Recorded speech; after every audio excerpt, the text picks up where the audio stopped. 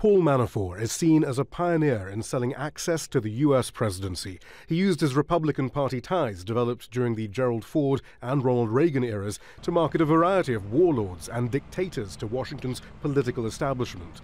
Among his former clients, Jonas Savimbi of Angola, Ferdinand Marcos of the Philippines, and Mobutu Sese Seko of Zaire, all presented as devoted Cold War allies for the U.S. Rick Gates is seen as his right-hand man, having worked with Manafort in his political consultancy firms from the mid-2000s onwards.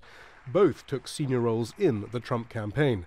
Manafort was Trump's campaign manager for 3 months in the summer of 2016 until he resigned following reports about his lobbying for the Ukrainian government.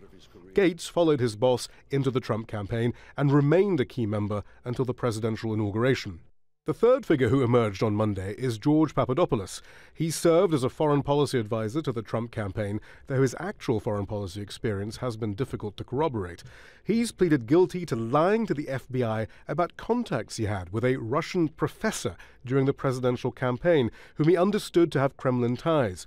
The professor told him he had, quote, dirt, end quote, on Hillary Clinton in the form of thousands of emails. Papadopoulos also lied about another meeting with a Russian national. Papadopoulos is reported to have offered to arrange a meeting between Donald Trump and Vladimir Putin during the campaign, an offer that Trump's staffers declined. However, there was discussion, apparently at a senior level, about the young staffers' proposals for contact with Russia. Meanwhile, several other figures in the Trump campaign are being investigated. The special counsel's investigation continues, and they will be looking into all sorts of other people who are involved in this matter. Clearly, they're looking at Jared Kushner and Donald Jr. So I think that there are many more months to go, and it is quite likely we'll see other indictments in the future. None of the charges against Manafort and Gates are related to allegations that the Trump campaign colluded with Russia in an attempt to influence last year's presidential election.